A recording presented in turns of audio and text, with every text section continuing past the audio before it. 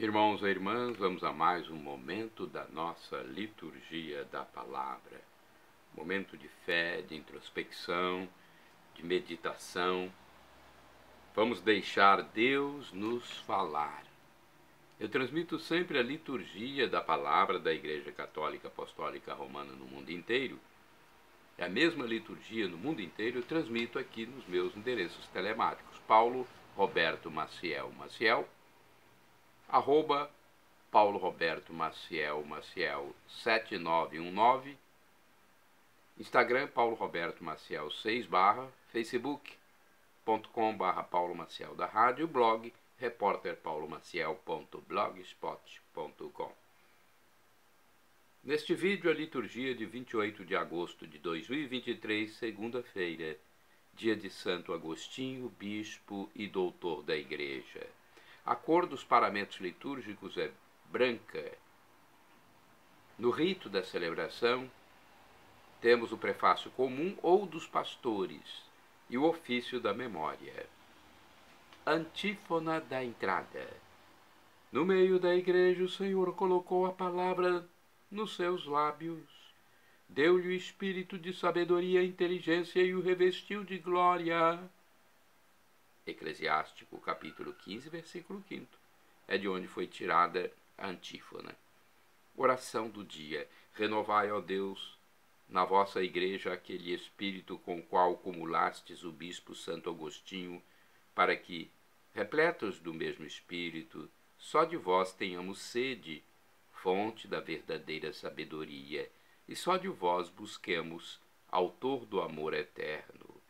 Por nosso Senhor Jesus Cristo, vosso Filho, na unidade do Espírito Santo.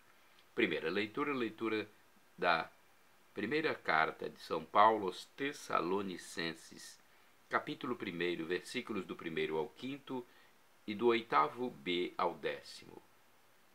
Paulo, Silvano e Timóteo, a igreja dos Tessalonicenses, reunida em Deus nosso Pai e no Senhor Jesus Cristo.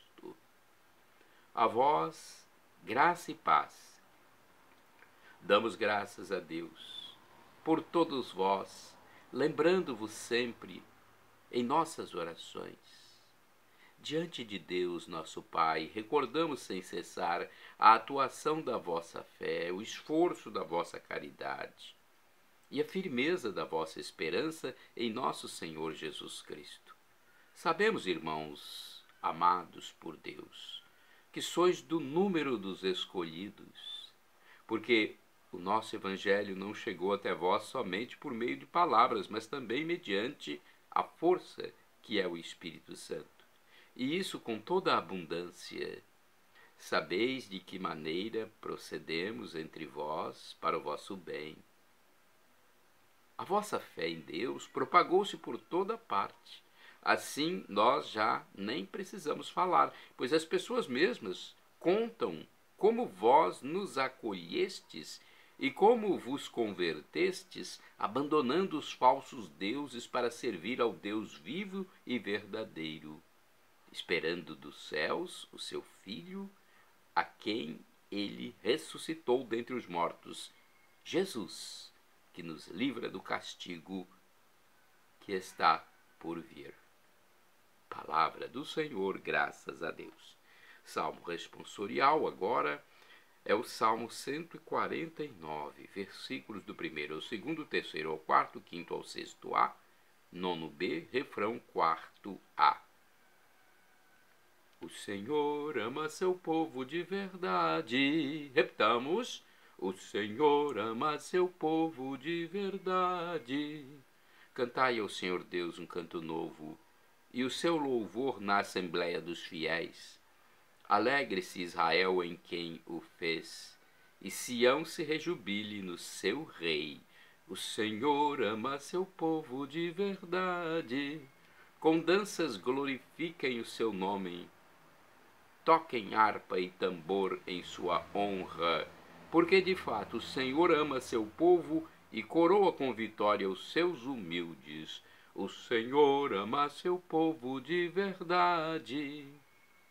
Exultem os fiéis por sua glória e cantando se levantem de seus leitos com louvores do Senhor em sua boca. Eis a glória para todos os seus santos. O Senhor ama seu povo de verdade. Repetamos: o Senhor ama seu povo de verdade. Vamos agora aclamar o Santo Evangelho com João, capítulo 10, versículo 27, e depois proclamá-lo com Mateus 23, versículos de 13 a 22. Então, a aclamação é com João e a proclamação, a leitura, é com Mateus. Aleluia, aleluia, aleluia, aleluia, aleluia, aleluia, aleluia, aleluia. Minhas ovelhas escutam minha voz, eu as conheço e elas me seguem. Aleluia, aleluia, aleluia, aleluia. Aleluia, aleluia, aleluia, aleluia. O Senhor esteja convosco, Ele está no meio de nós. Proclamação do Evangelho de Jesus Cristo segundo São Mateus. Glória a vós, Senhor. Pelo sinal da Santa Cruz, livra-nos Deus nosso Senhor dos nossos inimigos. Naquele tempo disse Jesus: ai de vós, mestres da lei e fariseus hipócritas, vós fechais o reino dos céus aos homens.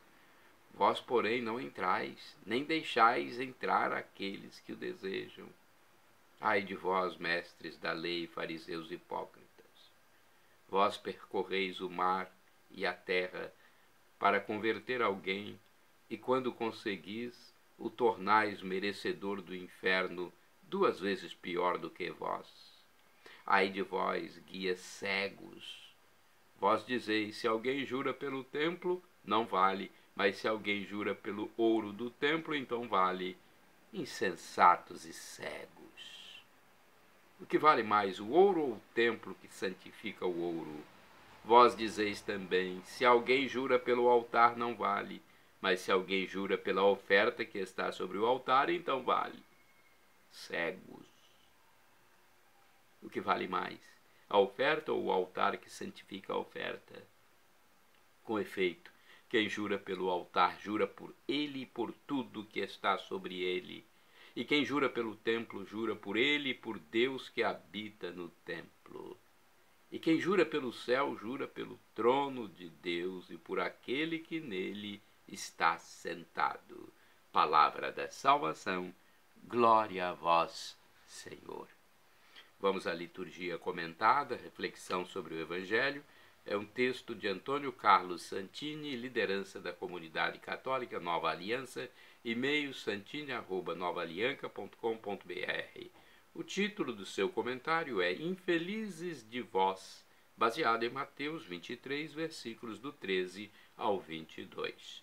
No Sermão da Montanha, em Mateus capítulo 5, versículos do 1 ao 11, Jesus pronunciou 9 bem-aventuranças, isto é, 9 anúncios de ventura e felicidade para certos tipos de pessoas, uma autêntica receita de felicidade. Entretanto, até onde eu entendo, muita gente não gostou dessas bem-aventuranças em que o mestre elogia os pobres, os perseguidos, os que choram.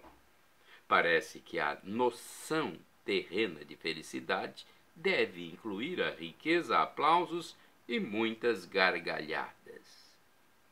Desta vez, Jesus se volta para o polo oposto e emite 7 mal-aventuranças. Até para deixar claro que o Deus misericordioso não fica neutro e indiferente diante do mal. O foco destas maldições recai sobre a falta de correspondência entre uma religião fingida e um interior que desmente a aparência de justiça. O descompasso entre intenção e gesto é conhecido como hipocrisia, que significa falsidade. É o tal do sepulcro caiado que Jesus fala. bonito por fora, mas podre por dentro. Nas cidades helenizadas da Galileia, mesmo no tempo de Jesus, havia arenas onde atores representavam seus papéis com o rosto coberto por máscaras. Esta é a etimologia da palavra hipócrita, aquele que está sob a máscara. Aquele que está sob a máscara. É claro que o ator podia estar usando a máscara cômica e no fundo de seu ser estar triste, ou estar chorando por fora, graças à máscara trágica em seu rosto, sem sentir nenhuma dor, nenhum patos interior. Só que o culto a Deus não pode ser um teatro. Neste evangelho que estamos meditando, Jesus verbera aquelas lideranças religiosas de seu tempo que exibem uma prática externa de religiosidade, mas o íntimo delas cheira mal pelo pecado e pela mentira. Herbert Rausch comenta este evangelho dizendo: toda a verdade e autoridade destas palavras brotam do fato de que elas são pronunciadas pela própria boca daquele que fez ouvir o sermão da montanha. Jesus vem como rei do reino dos céus, proclamando pessoalmente a boa nova, e vem também como juiz supremo dos vivos e dos mortos, a pronunciar a condenação de toda a pretensão dos homens a serem justos fora da sua justiça. Jesus não tem a intenção de provocar um retorno dos escribas e fariseus, pois eles já perderam a oportunidade de acolher o Messias. Chegou a hora em que as intenções e ações secretas, conforme a epístola de São Paulo aos Romanos, capítulo 2, versículo 16, as intenções e ações secretas serão julgadas por Jesus Cristo. Assim, por antecipação, estamos assistindo, de algum modo, ao juízo final, a revelação daquilo que estiver oculto até o presente. O Evangelho tem esta faculdade de revelar a verdade e, com a palavra espada, cortar bem na linha divisória entre a verdade e a mentira. A ruína total de Jerusalém sob o impacto das legiões romanas, no ano 70, apenas viria a confirmar a urgência desse julgamento. E nós? Vamos esperar pelo juízo final para abandonar a mentira e abraçar a verdade? Orai sem cessar, irmãos e irmãs. Escolhi o caminho da verdade. Salmo 119, versículo 30.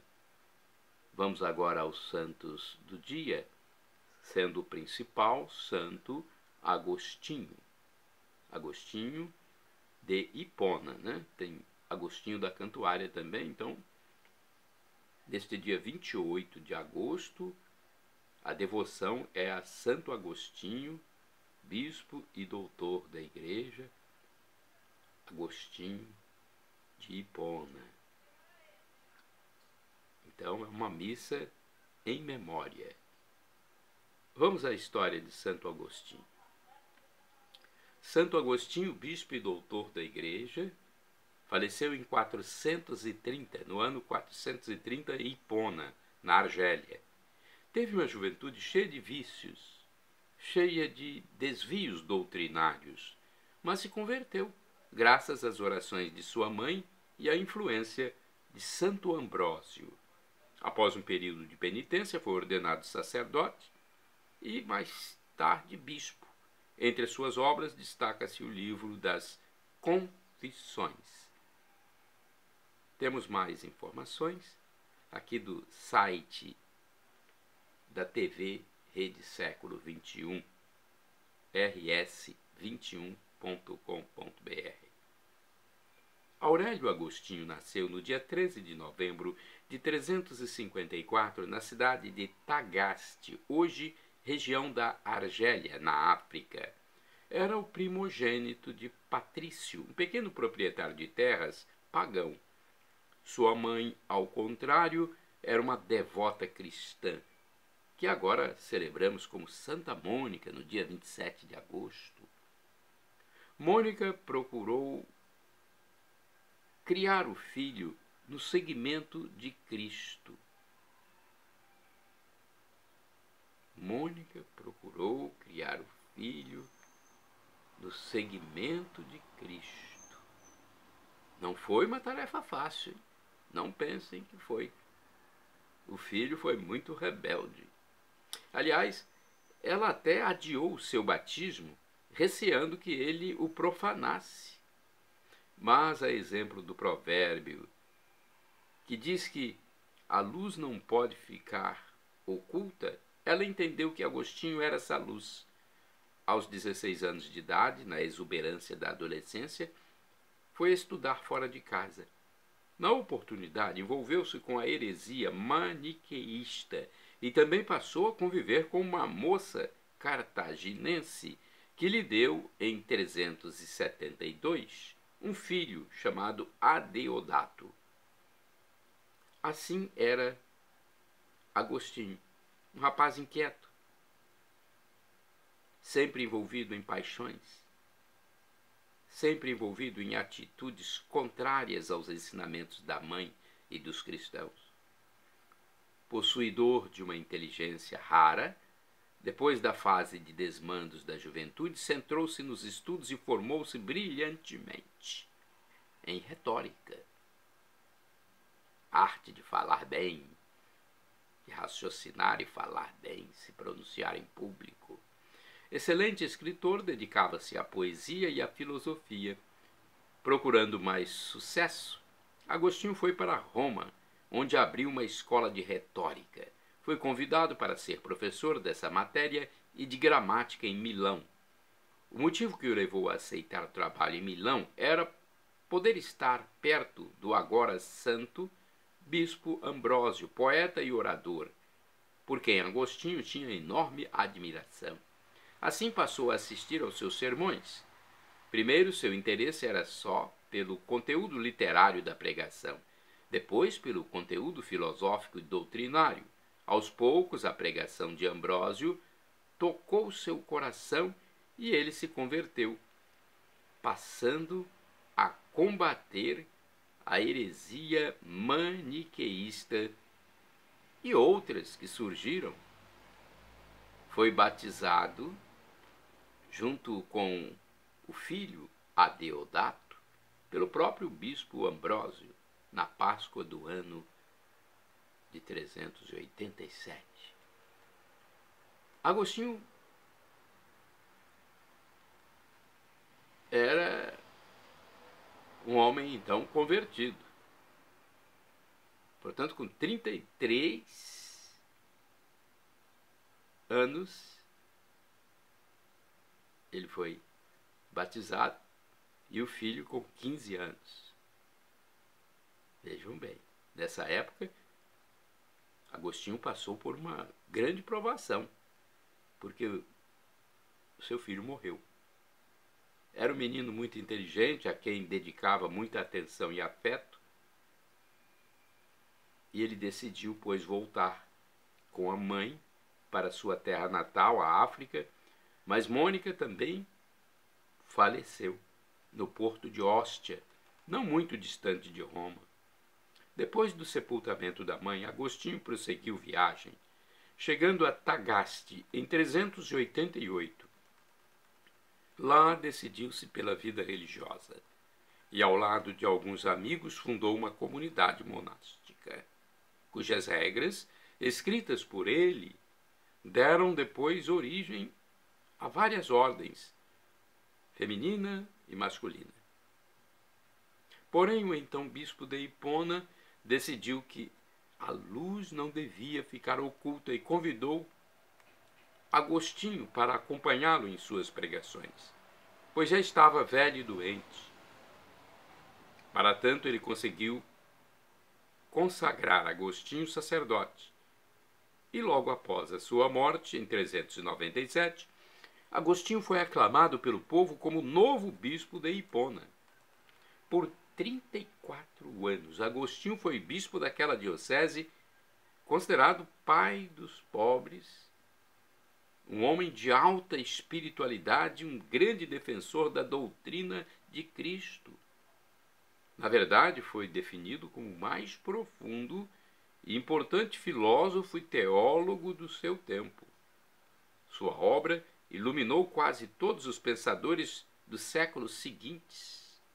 Escreveu livros importantíssimos, entre eles sua autobiografia, denominada Confissões e Cidade de Deus. Depois de uma grave enfermidade, morreu amargurado, aos 76 anos de idade, em 28 de agosto de 430, pois os bárbaros haviam invadido sua cidade episcopal. Em 725, seu corpo foi trasladado para Pavia, ou Pávia, não sei a pronúncia correta, na Itália, sendo guardado na igreja São Pedro do Céu de Ouro, próximo do local de sua conversão. Santo Agostinho recebeu o honroso título de doutor da igreja e é celebrado no dia de sua morte. Santo do dia 28 de agosto é Santo Alexandre. Foi bispo do ano 336. Como bispo de Constantinopla, Alexandre lutou denodadamente em defesa da fé, atacada pela heresia ariana. Santo do dia 28 de agosto é o monge Moisés Etíope. São Moisés Etíope faleceu no ano 400. No Egito, de ladrão, ele se converteu em anacoreta e atraiu outros bandidos à vida religiosa. Olha aí, conversão de um ladrão, assim como aconteceu na cruz. Um dos ladrões se converteu ao lado de Jesus. Santa do dia 28 de agosto é a Virgem Florentina. Santa Florentina faleceu no século VII. Irmã de 3 santos, Leandro, Fulgêncio e Isidoro de Sevilha, ela foi abadesa do mosteiro beneditino de Écija, na Espanha. Écija, na Espanha, ou Écija. Santo do dia 28 de agosto, São Junípero Serra. Foi presbítero, ou seja, padre, faleceu em 1784. Era um religioso franciscano, São Junípero, e fundou missões que deram origem a cidades como Los Angeles, São Francisco e San Diego, nos Estados Unidos. Santa do dia 28 de agosto é Joaquina de Vedruna, uma viúva que faleceu em 1854. Educou cristamente os seus 9 filhos e, após enviuvar, fundou o Instituto das Carmelitas da Caridade. Santo do dia 28 de agosto é o beato Afonso Maria Mazurek. Foi presbítero, ou seja, sacerdote, padre e mártir. Faleceu em 1944. Foi prior do convento carmelita de Cerna, na Polônia. Foi brutalmente torturado e, por fim, fuzilado. Beato Afonso Maria Mazurek. Shalom Adonai é uma expressão hebraica que significa a paz de Deus. El Shaddai significa Deus onipotente, o Deus do impossível. Ele proverá, ele providenciará aquilo que você solicita, que você clama, que você suplica, se for para o seu bem. O professor e escritor de mais de 100 livros da Igreja Católica, Felipe Reinaldo Queiroz de Aquino, que tem um canal na internet onde responde às nossas dúvidas, esclarece as nossas dúvidas, disse que Deus pode nos dar uma dessas 3 respostas quando clamamos a Ele, quando oramos. Sim, não ou espere. O que for melhor, Deus fará por nós. Às vezes um não é melhor do que um sim. Deus sabe o que faz. E agora eu clamo, do aramaico, dialeto de Jesus, Maranatá, como dizemos nós católicos, ou Maranata, como dizem nossos irmãos separados, os evangélicos ou protestantes. Não importa a pronúncia, o significado é o mesmo, será a parousia, o juízo final. Significa, vinde Senhor Jesus, vem Senhor, nós estamos chamando para Ele vir logo. Nessa segunda e definitiva vinda, São Paulo diz que o sofrimento de agora, as tribulações de agora, nem se comparam com a glória futura que será revelada em nós, quando formos para Deus. Nós que quisermos ir para Deus, porque quem não quer Deus vai para a tormenta eterna, vai viver com o demônio para todo sempre. Por isso temos que crer em Deus, em Jesus Cristo. É o único Deus para nós. Perdão, Senhor, pelos meus pecados passados, presentes, futuros. Perdão, Senhor. Pecados do pensamento, palavras, atos, omissões. E me dê a vida eterna. Meu Senhor Jesus, eu quero a vida eterna convosco, meu Jesus.